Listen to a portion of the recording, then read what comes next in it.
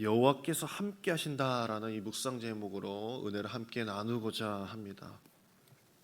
2021년 8월쯤에 20년 전쟁을 마무리한 이 미군이 아프간에서 이제 철수를 하게 됐던 일이 여름에 있었습니다.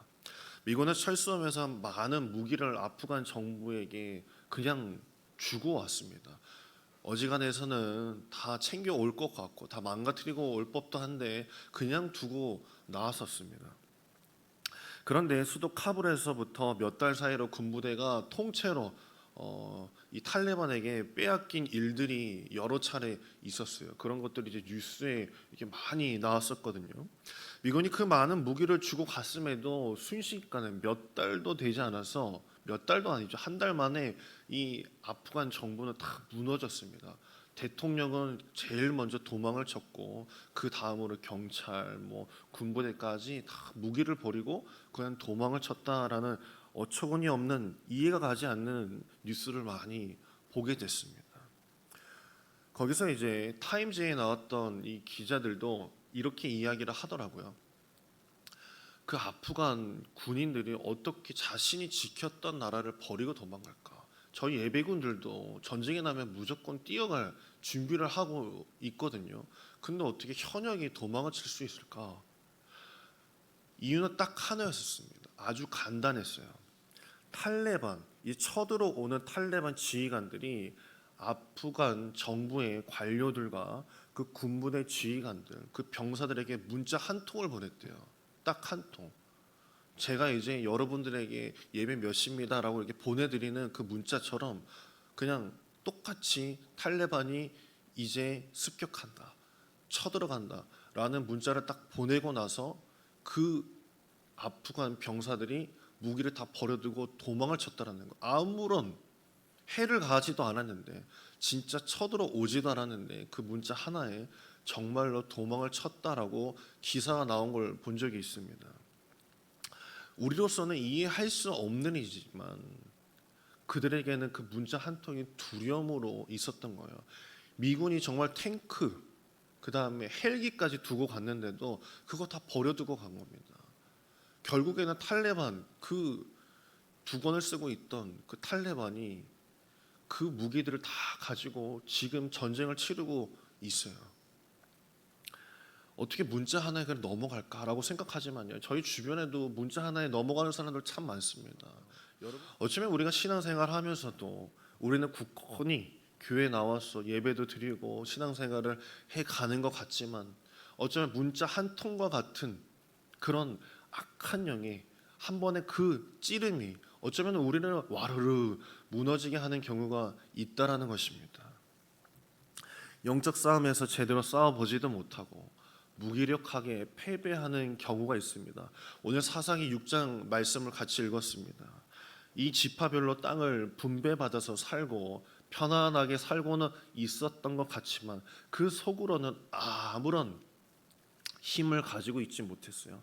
땅도 주셨고 하나님께서 여러 사사를 통해서 하나님의 능력을 보이셨지만 그들에게는 마음의 힘이 없었습니다.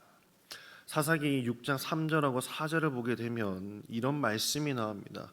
이스라엘이 파종한 때면 미디안과 아말렉과 동방 사람들이 치러 올라와서 진을 치고 가사에 이르도록 토지 소산을 멸하여 이스라엘 가운데 먹을 것을 남겨두지 아니하며 양이나 소나 나귀도 남기지 아니하니라고 이렇게 말씀이 나옵니다. 아말렉이라는 이 족속이 치고 올라오며 하나님의 백성들이 아무런 손도 쓰지 못했다라는 거예요. 이스라엘 백성들보다도 아말렉은 작은 족속이었습니다. 그런데도 그 많은 역경을 견디고 넘어왔던 그들이 아말렉 족속의 그 습격에 아무런 손을 쓰지도 못하고, 여기서 소도 나귀도 남기지 못했다라고 하는데 좋은 평지 다 버려두고 저기 산골로 올라가서 살고 있었다라는 말을 하고 있는 것입니다. 바로 이런 한심하고 비참한 상황에서 하나님께서는 그 기드온이라는 한 사사를 보내주셨어요.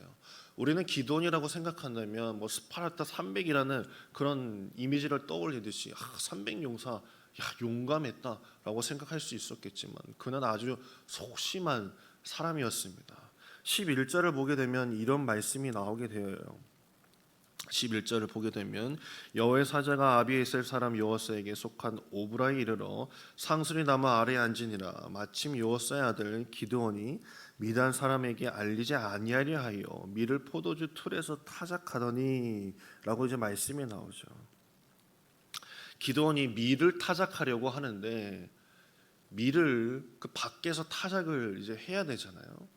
이렇게 뭐 치거나 해가지고 타작 틀에서 해야 되는데 포도주 틀에서 타작을 했다라고 이렇게 말씀이 나오고 있습니다. 겁이 났다라는 것을 말해주고 있는 것이에요.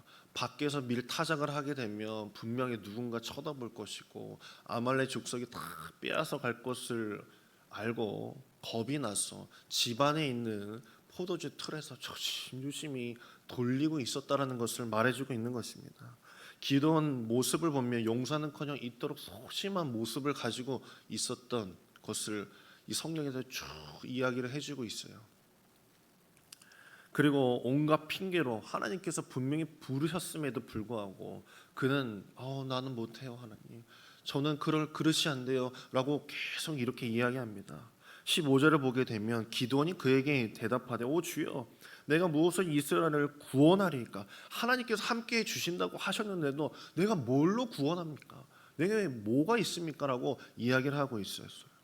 보소서 나의 집은 므낫세 중에 극히 약하고 나는 내 아버지 집에서 가장 작은 자니이다 라고 이렇게 이야기합니다. 므낫세 반지파잖아요. 요단 동편 서편에 나눠져 있는 그 므낫세 반지파 중에 하나인 내가 뭘 할 수 있겠습니까? 라고 이야기를 했습니다. 핑계였던 거예요. 내가 하나님의 약속 내가 받으면 그걸 믿는다면 하나님의 길이 보이는 것이고 내가 할 수 없다라고 생각하면 핑계거리만 보이게 된다는 말처럼 이 기드온의 머릿속에는 난 그 정도가 아닙니다 라고 이렇게 이야기를 하고 있었어요. 이건 기드온만을 말하는 것이 아니라 이스라엘 백성들의 영적인 상태를 말하는 것이에요. 문자 한 통에 다 도망가버리는 그 아프간 병사들과 똑같은 모습으로 기드온조차도 그렇게 생각을 하고 있었다라는 것입니다. 이 기드온은 몇 가지의 표징을 보여달라면서 내가 그러면 믿겠습니다 라고 이야기를 했습니다. 12절에 하나님께서 그렇게 표징 핑계만 대고 어떻게든 빠져나가려고만 하는 그 기드온에게 이렇게 말씀해 주십니다. 12절입니다. 우리 한번 같이 읽어볼 거예요. 12절 같이 읽겠습니다. 시작. 여호와의 사자가 기드온에게 나타나 이르되 큰 용사여 여호와께서 너와 함께 계시도다 하매. 아멘. 소심하고 약한 기드온에게 큰 용사다라고 이렇게 말씀해 주셨어요. 하나님께서 먼저 약속을 해주셨어요. 넌 큰 용사다. 너가 알지 못하는 큰 힘과 큰 능력이 너에게 분명히 있도다. 왜? 내가 너에게 임하였기 때문에 라고 하나님께서는 말씀해 주고 계셨던 거예요. 소심해하지 말라. 두려워하지 말라. 내가 이전부터 너와 너의 백성들과 함께 하였는데 너희가 그것을 모를 뿐이지 그것을 하찮게 여기지 말라. 너는 분명히 큰 용사다라고 말씀해주고 계셨던 것입니다. 그래서 두 차례 걸쳐서 몇만 명의 그 병사들을 300명까지 줄이시고 그 부하 부라라는 사람을 붙여주시면서 너는 가서 싸우라. 너가 할 것은 너의 여호와 나를 부르짖는 것밖에 없다. 그것이 큰 용사의 할 것이다 라고 말씀해 주시면서 전쟁의 승리를 주셨습니다. 하나님은 양으로 하는 것이 아니라 누구와 함께 싸우느냐가 중요함을 우리에게 보여주는 메시지입니다.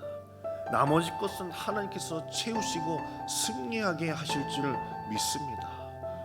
오늘 저와 여러분은 어쩌면 내 삶과 신앙생활 속에서 그 문자 한 통과 같은 악한 영과 영적 싸움에서 어쩜 내가 도망치려는 그 계획을 세우고 내가 다 내려놓을까, 다 포기할까 라는 마음을 먼저 먹을 때가 있을 것입니다.